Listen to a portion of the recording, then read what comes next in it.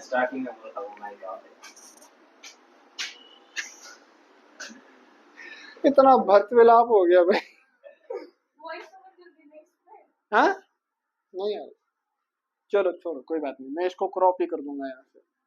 तो triangular law of vector addition है, हमें ही पढ़ना। रिजल्टेंट वेक्टर क्या बना बेटा? रिजल्टेंट वेक्टर बना वो एक वेक्टर जो सभी वेक्टर का इक्वल वैल्यू देता है। मतलब जो वैल्यू 4-5 वेक्टर मिलके देते हैं वही, अगर एक वेक्टर वही वैल्यू दे रहा है तो उस वेक्टर को हम क्या कहेंगे? रिजल्टेंट वेक्टर कहेंगे। ठीक है भैया, चलिए भाई अब हम करते हैं triangular law of vector addition. कहता कंसीडर करते हैं 3 वेक्टर मेरे पास है। कौन सा? ट्रायंगल है ना, तो ट्रायंगल की कितनी साइडें होती है सर? 4? 3 होती हैं, बहुत बढ़िया। ठीक है, पता है आपको। 2 साइडें और ये तीसरी साइड। कौन सी ट्रायंगल बनी नेहा? कौन सी ट्रायंगल बनी? अंतरिक्ष है, ऑब्ट्यूस एंगल। अबे एंगल की बात ना कर रहा भाई, ट्रायंगल की बात कर रहा हूं। कौन बताएगा? शाबाश। आइसोसेलेस ट्रायंगल का डेफिनेशन क्या है? हैं? इसमें 2 साइडें इक्वल है?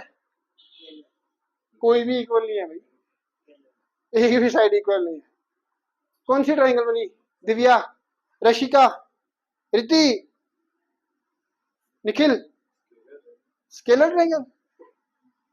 अरे भाई स्केलर क्वांटिटी होती है, को ट्रायंगल। चलो ये आपके लिए होमवर्क है। एक ऐसी ट्रायंगल जिसकी एक भी साइड बराबर नहीं होती है, उस ट्रायंगल का नाम क्या है?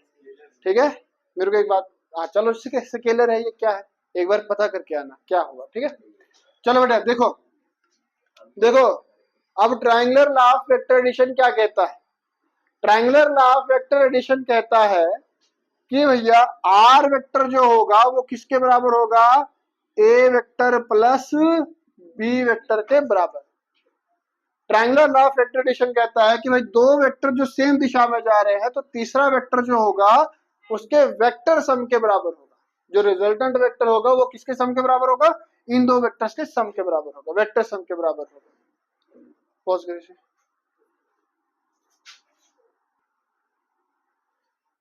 ठीक है, तो triangular law of vector addition क्या कहता है कि सर आर वेक्टर जो होगा वो किसके बराबर होगा? The vector sum of A vector and B vector के बराबर होगा। अब भाई अगर हमें पहचानना है, मान कर चले कि आर वेक्टर अगर मेरे पास ऐसा है, ये एक ट्रायंगल है, कोई भी एक ट्रायंगल है, इसका ए वेक्टर ये है, इसका बी वेक्टर ये है, इसका सी वेक्टर ये है, तो बताओ भैया कौन सा रिजल्टेंट वेक्टर बना? कौन सा वेक्टर रिजल्टेंट वेक्टर बना यहाँ पे? और ट्रायंगुलर लॉ क्या कहेगा? भाई देखिए ए वेक्टर जो बनेगा वो क्या बनेगा? रिजल्टेंट वेक्टर बनेगा, और बी और सी क्या होंगे? दो सम होंगे।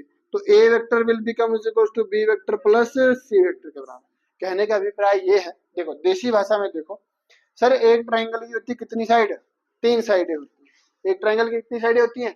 3 साइडें होती है।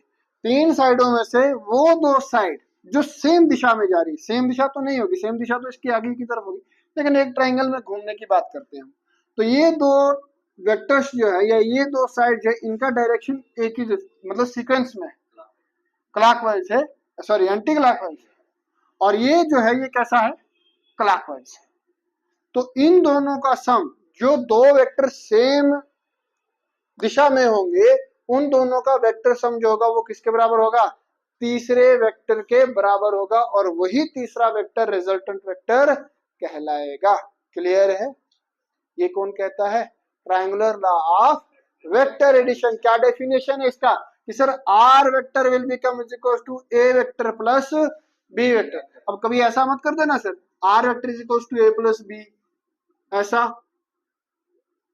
ऐसा मत कर देना इसको, ये गलत हो जाएगा, ये चीज गलत हो जाएगी।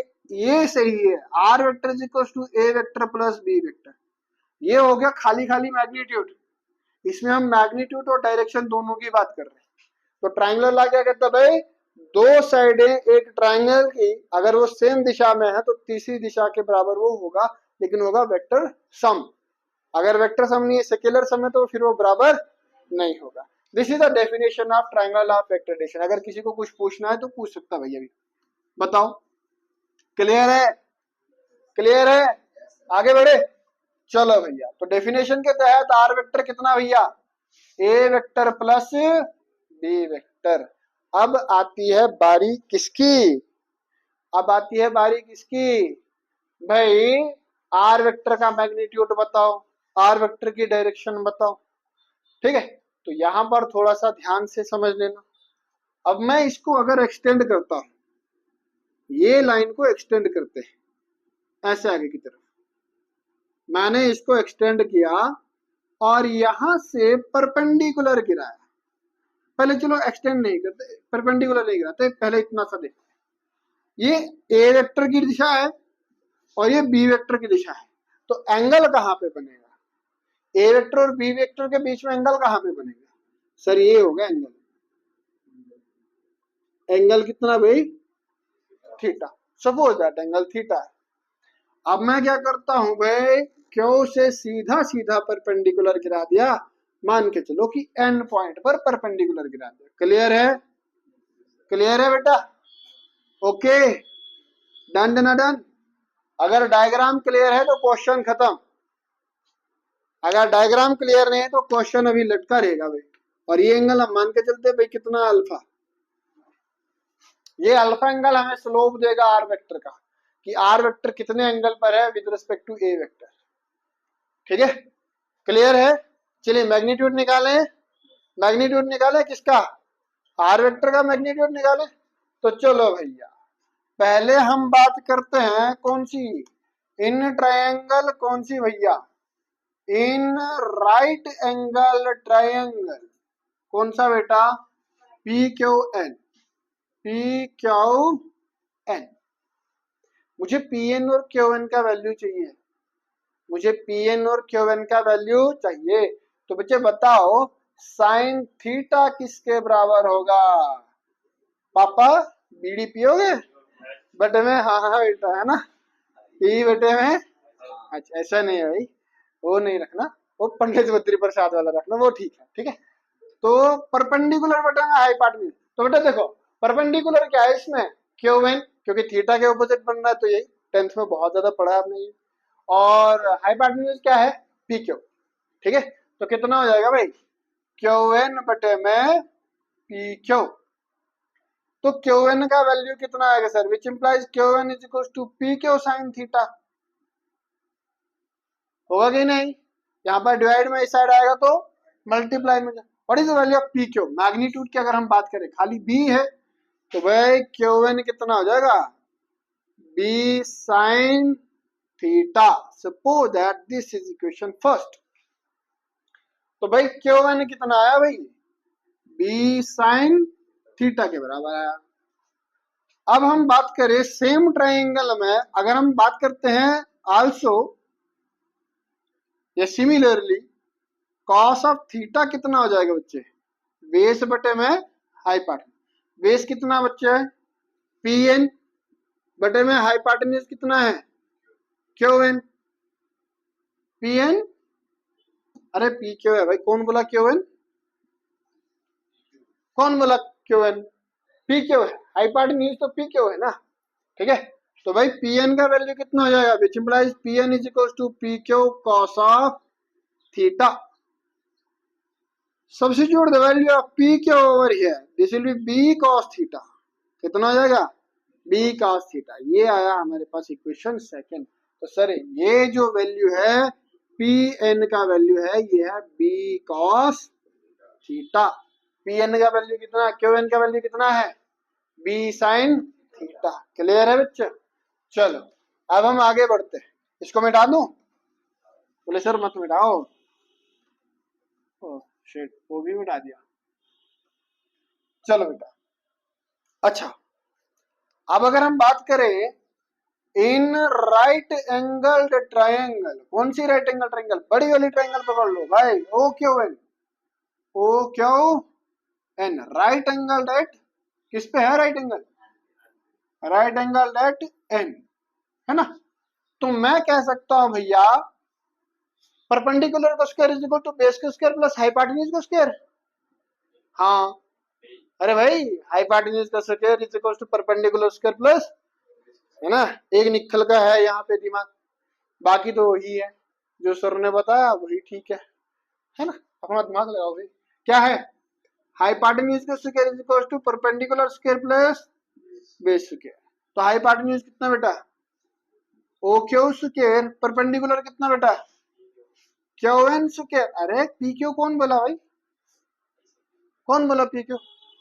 हाँ, प्लस बेस का स्क्वायर ओ एन का स्क्वायर। भाई ट्राइंगल देख लो, ओ क्यू एन, ये वाला ट्राइंगल भाई, बाहर वाला ये है हाइपोटेन्यूज, यहां से यहां तक बेस और यहां से यहां तक परपेंडिकुलर।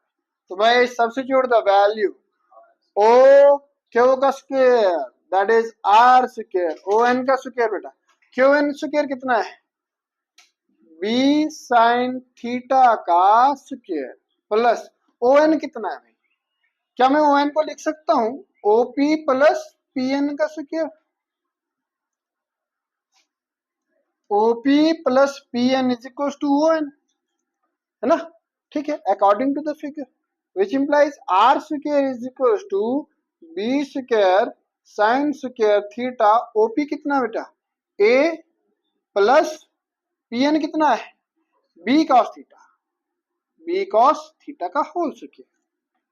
अब इसको लगा दो formula identity, A plus B का होल स्क्वायर। तो आर स्क्वायर कितना निकलेगा बच्चे? B square sine square theta plus A square plus B square cos square theta plus 2ab cos of theta. Clear है? This is A and this whole term is B. तो A square plus B square plus 2ab, है ना? A plus B का whole square कितना होता है ना? तो भाई चलिए, अब यहां से और यहां से अगर मैं बी स्क्वायर कॉमन कर दूं, पहले तो मैं इसको रीअरेंज करके लिखता हूं। ए स्क्वायर यहाँ पे लिख देते हैं plus B square sine square theta plus B square cos square theta plus 2ab cos of theta. अब मैं इसमें से और इसमें से बी स्क्वायर कॉमन कर दूं तो क्या बचेगा बच्चे? R square is equal to A square plus B square common कर दिया, यहाँ पे क्या बना? Sine square theta plus cos square theta plus 2ab cos of theta. ठीक है रीति? रीति कहाँ गई? ठीक है, बढ़िया। चलो, sine square theta plus cos square theta equals to 1।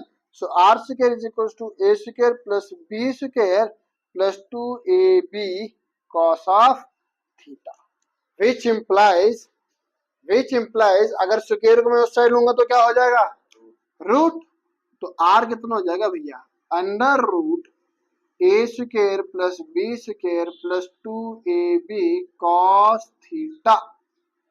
ये हो जाएगा बहुत इंपॉर्टेंट आइडेंटिटी हमारे पास। ठीक है, बहुत इंपॉर्टेंट है, कई बार लगने वाला है ये।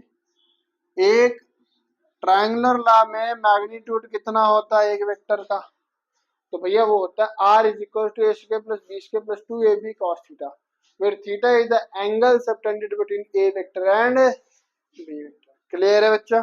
ठीक है, चलो अब हमारे पास नेक्स्ट जो है that is slope, R vector का डायरेक्शन। अब हमारे पास है स्लोप। किसका स्लोप सर? स्लोप निकालना भैया। किसका स्लोप निकालना है? आर का स्लोप निकालना है। किसके रेस्पेक्ट में? अब देखो, एक्चुअली ये क्या देता है ना, हमारे पास डायरेक्शन देता है। तो क्या एंगल निकालने से हमारे पास डायरेक्शन मिल जाती है क्या? सपोज दैट, देखो इसमें हम tan ऑफ थीटा निकालेंगे और कई बार बच्चों को यही पता नहीं होता कि भाई tan थीटा हमारे पास कैसे डायरेक्शन देता है, tan थीटा कैसे डायरेक्शन देगा, है ना? तो क्या होता है ना, देखो अगर मेरे पास एक वेक्टर ऐसा है, ये एक वेक्टर है ए वेक्टर, मैं कह दूं इस वेक्टर के 60 डिग्री एंगल पर दूसरा वेक्टर चल रहा है, क्या आप दूसरे वेक्टर का एंगल मुझे डायरेक्शन बता सकते हैं? मैं ऐसा कह दूं कि इस वेक्टर के 60 डिग्री एंगल पर दूसरा वेक्टर चल रहा है, क्या दूसरे वेक्टर की डायरेक्शन बता सकते हैं? एक लाइन है, एक लाइन खींच दी मैंने, उस लाइन पे मैंने कहा कि बेटा इसके ऊपर 60 डिग्री के एंगल पर इसके 60 डिग्री के एंगल पर दूसरी लाइन चल रही है, बताओ वो किस दिशा में जाएगी। अगर ये दिशा है ईस्ट, ये ईस्ट की तरफ जा रही है, देख लो यहां पर मेरे पास ऐसा है east west north and south. मैं ये कहता हूं कि ये ए वेक्टर जो जा रहा है, मानकर चलो कि अंतरिक्ष, ए वेक्टर नहीं जा रहा भाई, चलो अंतरिक्ष, अंतरिक्ष जो जा रहा है वो ईस्ट की तरफ जा रहा है। अब अगर मैं ये कह दूं कि भाई मैं यहाँ पे खड़ा हूं, ओरिजिन पे खड़ा हूं, मैं ओरिजिन पर खड़ा हूं और निखिल यहां से जाना स्टार्ट करता है, अंतरिक्ष और निखिल ओरिजिन से चलना स्टार्ट किए। मैं ये कहता हूं कि अंतरिक्ष आगे ईस्ट की तरफ जा रहा है और निखिल यहां से 60 डिग्री एंगल पर जा रहा है विद रिस्पेक्ट टू विच, अंतरिक्ष। तो बताओ भाई निखिल की डायरेक्शन क्या होगी, नॉर्थ ईस्ट। 60 डिग्री पर किसमें होगी, नॉर्थ ईस्ट में होगी। डेफिनेट सी बात है सर, इसी क्वाड्रेंट में फॉल कर रहे हैं ना, तो निखिल कहां जा रहा होगा, कितने एंगल पर भाई। तो क्या मेरे पास एंगल पता करने से मैं डायरेक्शन का पता कर सकता हूं, डेफिनेट सी बात है, हो सकता है ना, एंगल ही रिस्पॉन्सिबल है। और अगर टेंजेंट हमारे पास मिल जाए तो बढ़िया है, ठीक है। tan ऑफ थीटा वो तो थीटा के ऊपर ही काम करता है ना, तो स्लोप देगा वो, ठीक है। तो एक्चुअल में हमें क्या करना है, इसका r का स्लोप देखना, r का एंगल देखना, किसके साथ, a के साथ, टेंजेंट ऑफ थीटा देखना, क्या देखना है, टेंजेंट ऑफ थीटा देखना कि r का tan थीटा a के साथ कितना बन रहा है, ठीक है, वो एंगल हमें निकालना होगा। चलिए, तो वही हमारे पास क्या देगा, डायरेक्शन देगा कि r किस दिशा में जाएगा, r किस दिशा में जाएगा। चलिए भैया, अब मैं बात करता हूं भाई, देखो slope of r, r vector, मैं बात करता हूं इन राइट एंगल ट्राइंगल ब्ला ब्ला ब्ला, कौन सी राइट एंगल ट्राइंगल है भैया, ओ क्यू एन। अगर tan ऑफ थीटा की बात करें, tan ऑफ अल्फा, थीटा ने, मैंने ये एंगल क्या कंसीडर किया, अल्फा, और यही एंगल हमें निकालना होगा। tan ऑफ अल्फा किसके बराबर होगा, परपेंडिकुलर बटे में, तो भाई ट्राइंगल ओ क्यू एन में परपेंडिकुलर कितना बच्चे, क्यू एन, हाँ बी साइन थीटा है, बटे में बेस कितना है, ओ एन के बराबर। तो भैया which implies tangent of alpha is equals to Q N equals to B sine theta, according to the diagram. Q N कितना है, बी साइन थीटा, और ओ एन कितना बेटा, OP plus P N, OP plus P N, इनका value भी डाल दो। तो टेन अल्फा कितना बनेगा बच्चे, बी साइन थीटा, बटे में ओपी का वैल्यू कितना है, ए है, plus B cos of theta, ये है हमारे पास। अगर अल्फा आपको निकालना तो कितना हो जाएगा, tan इनवर्स समथिंग, ये, ठीक है। This equation gives the slope of what, r vector with respect to a vector, r vector with respect to a vector. चलो भाई, अब हम बात करते हैं कि भाई एडिशन कब होगा। अच्छा, दो रिजल्ट हमने निकाले, एक और निकाला बेटा, r is equal to A square plus B square plus 2ab cos theta का रूट, ये दो इक्वेशंस निकाली, ठीक है, ये दो इक्वेशंस निकाली। Addition of vector and subtraction of vector यहीं पे खत्म कर देते हैं मामला, कि आगे बढ़ाएं इसको, यहीं पे मामला खत्म करते हैं, सेट करते हैं। चले जी भाई, मैं कहता हूं इफ, देखना एडिशन ऑफ वेक्टर हो जाएगा, इफ पहला case, if theta is equals to, theta is equals to 0 degree, अगर थीटा हमारे पास 0 डिग्री है तो भाई आर वेक्टर कितना हो जाएगा, इसके हिसाब से आर वेक्टर कितना हो जाएगा भैया, under root A square plus B square plus 2ab cos of 0 degree, and cos of 0 degree 1 होता है, स्टार्टिंग लेक्चर में हमने बात की थी इसकी, है ना। तो which implies R is equal to A square plus B square plus 2ab का whole root. Now A square plus B square plus 2ab कितना होता है बेटा, ए प्लस बी का होल स्क्वायर, स्क्वायर रूट खत्म, तो आर कितना हो जाएगा, तो रिजल्टेंट वेक्टर किसके बराबर है, सीधा सीधा इन दोनों वेक्टर्स के बराबर होगा, होगा कि नहीं होगा, होगा, देखो भाई क्या है, बात क्या कर रहा है ये सिचुएशन क्या कह रही है, ये कह रही है सर ए वेक्टर ये चल रहा है यहां से यहां तक और बी वेक्टर यहां से यहां तक चल रहा है, दोनों के बीच में एंगल कितना है, 0 डिग्री है।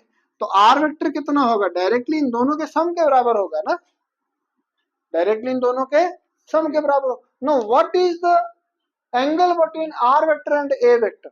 अगर डायरेक्शन देखें कि आर वेक्टर की ए वेक्टर के रेस्पेक्ट में क्या डायरेक्शन होगी, तो चलो भाई बात कर रहे थे, डायरेक्शन कौन देगा, टेंजेंट ऑफ थीटा।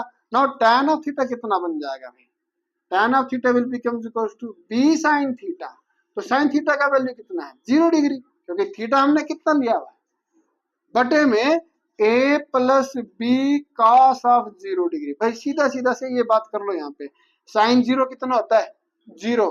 तो ये होल मल्टीप्लाई किसके साथ हो रहा है, b बटे में a plus B cos of theta multiply by 0, तो टोटल कितना हो जाएगा, 0। तो टेंजेंट 0 कब होता है, 0 पे होता है। तो आर वेक्टर और ए वेक्टर के बीच में एंगल कितना बनेगा इस केस में, 0 डिग्री एंगल बनेगा। कितना एंगल बनेगा, 0 डिग्री एंगल बनेगा। क्लियर, क्लियर, ठीक है भैया। चलिए सेकंड केस बात करते हैं इसकी। सेकंड केस क्या कहता है, चलिए यही से हम करेंगे। सेकंड केस क्या कहता है, if theta is equal to 90 degree हम कंसिडर कैसे करें, अगर थीटा 90 डिग्री के बराबर कंसिडर करें तो भाई मैग्नीट्यूड कितना हो, देखो R will becomes under root A square plus B square plus 2ab cos 90 degree. और कास 90 डिग्री कितना होता है बेटे, कास 90 डिग्री होता है 0, और 0 के साथ प्लस 2ab मल्टीप्लाई बाय 0। तो ये 0 के साथ मल्टीप्लाई होता है होल 0 हो जाएगा, under root A square plus B square. So R square is equal to A square plus B square. तो ये कह रहा है भैया अगर ए वेक्टर ऐसा है बी वेक्टर ऐसा है तो ये आर वेक्टर है, तो ये बन क्या रहा है, 90 डिग्री है ना यहाँ पे। तो ये हमारे पास क्या बन रहा है भाई, एक राइट एंगल ट्रायंगल बन रही है। और राइट एंगल ट्रायंगल का हाइपोटेन्यूज जो होता है वो किसके स्क्वायर में बराबर होता है, बेस का स्क्वायर प्लस परपेंडिकुलर का स्क्वायर। हाँ बोलो बोलो बोलो, ठीक है, ओके। अच्छा टेंजेंट ऑफ थीटा अगर हम देखें, tan ऑफ थीटा देखें, तो tan of sorry not theta that is alpha, tan of alpha अगर हम बात करें tan ऑफ अल्फा की, तो tan ऑफ अल्फा कितना होगा, b sin 90 डिग्री बटे में a plus B cos 90 degree है क्या, हाँ 90 डिग्री, ठीक है।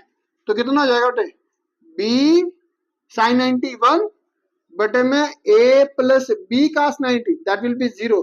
तो b बटे में a tan ऑफ अल्फा, क्या tan ऑफ अल्फा b बटे में a होता है, what is b, that is perpendicular, what is a is your base, perpendicular बटे में बेस tan ऑफ अल्फा होता है, ठीक है। वो डिपेंड करेगा a और b का वैल्यू कितना, उसके ऊपर डिपेंड करेगा किसका, अल्फा का वैल्यू, अल्फा का वैल्यू किसके ऊपर डिपेंड करेगा, a और b के ऊपर डिपेंड करेगा। नेक्स्ट अगर हमारे पास कहता है, कहता let us suppose that theta अगर हमारे पास 180 डिग्री के बराबर है, थीटा कितना है 180 डिग्री के बराबर है, 180 डिग्री है ऐसा, let theta is equals to 180 degree, या if theta is equals to 180 degree, then situation क्या कहती है सर, ए वेक्टर ऐसे आगे की तरफ जा रहा है, दिस इज ए वेक्टर, और बी वेक्टर यहां से फिर से वापस आ रहा है ऐसा, तो ए वेक्टर आगे की तरफ बी वेक्टर पीछे की तरफ, तो एंगल कितना बेटा 180 डिग्री, स्टार्टिंग पॉइंट ये था, फाइनल पॉइंट ये है, तो रिजल्टेंट वेक्टर क्या होगा, ये होगा आर वेक्टर, है ना। तो वेक्टर इंस्टेड ऑफ इंक्रीजिंग या एडिशन होने के बजाय क्या हो गया, ये सब्ट्रैक्ट हो गया, आर वेक्टर क्या हो गया, घट गया। आर ए वेक्टर यहां से आगे ना, देखो दोबारा से हम बनाते हैं इसको, ए वेक्टर मेरे पास ऐसे आगे जा रहा है, suppose that this is A vector, और बी वेक्टर यहां से पीछे आ रहा है, ये आ रहा है बी वेक्टर, तो रिजल्टेंट वेक्टर कहां से बनेगा, दिस इज द, अब ये को इनिशियल वेक्टर है, एक ही लाइन पर है, ये तो काट ही नहीं रही है, तो सर एंगल कहां पे बन रहा है, बस मैं आपको समझाने के लिए इनको पैरेलल बना रहा हूं, अदरवाइज ये दोनों किस पे है, एक ही लाइन पे है, ठीक है। तो भाई एक आगे जा रहा है और दूसरे पीछे आ रहा है, तो एंगल कितना भाई 180 डिग्री के बराबर। तो रिजल्टेंट वेक्टर कहां से कहां तक आएगा, यहां से यहां तक आर वेक्टर, और इसका दिशा होगा ये, अगर बी वेक्टर बड़ा है ए वेक्टर से तो दिशा आएगा बी वेक्टर की तरफ, और अगर ए वेक्टर बड़ा है बी वेक्टर से तो दिशा आएगा ए वेक्टर की तरफ। लेकिन रिजल्टेंट वेक्टर का मैग्नीट्यूड क्या हो जाएगा, कम हो जाएगा। रिजल्टेंट वेक्टर का मैग्नीट्यूड क्या हो जाएगा, कम। देखते हैं क्या इस सिचुएशन से भी हमारे पास यही आता है इक्वेशन से जो हमने निकाला। तो भैया आर किसके बराबर होगा, under root A square plus B square plus 2ab cos of 180 degree, cos of 180 degree. तो cos 180 डिग्री किसके बराबर होता है, -1, है ना। तो आर कितना हो जाएगा, under root A square plus B square minus 2ab। तो ये बन जाएगा sir identity a minus B का होल स्क्वायर का रूट, स्क्वायर रूट खत्म। तो आर कितना होगा सर, a माइनस बी। अगर a बड़ा है किससे, b से, अगर b बड़ा होगा a से तो कितना हो जाएगा, b माइनस a हो जाएगा। ठीक है। अच्छा दूसरा टेंजेंट अगर थीटा देखें, tan ऑफ अल्फा देखें, तो सर tan ऑफ अल्फा कितना होगा, that will B b sin 180 degree divided by a plus b cos of 180 degree, b sin 180 degree divided by a plus b cos of 180। अब sin 180 degree कितना होता है sir, 0। sin 180 कितना होता है, 0 होता है। तो ये होल मल्टीप्लाई हो जाएगा 0 के साथ। तो tan ऑफ अल्फा कितना होगा, और tan ऑफ अल्फा 0 कब होता है, जब एंगल कितना होता है, 0 होता है। तो भाई कहने का अभिप्राय है कि आर वेक्टर जो होगा उसका एंगल कितना बनेगा, 0 एंगल बनेगा। किसके साथ, ए वेक्टर के साथ। ठीक है बच्चा, क्लियर है, ओके। कोई कंफ्यूजन, किसी को कोई प्रॉब्लम, हाँ जी, हाँ खत्म करें, okay that's all for today. ठीक है, अपना ध्यान रखो, अपनी पढ़ाई का ध्यान रखो, मस्त होके पढ़ो, एंजॉय करो। ओके बाय, कर बंद हो।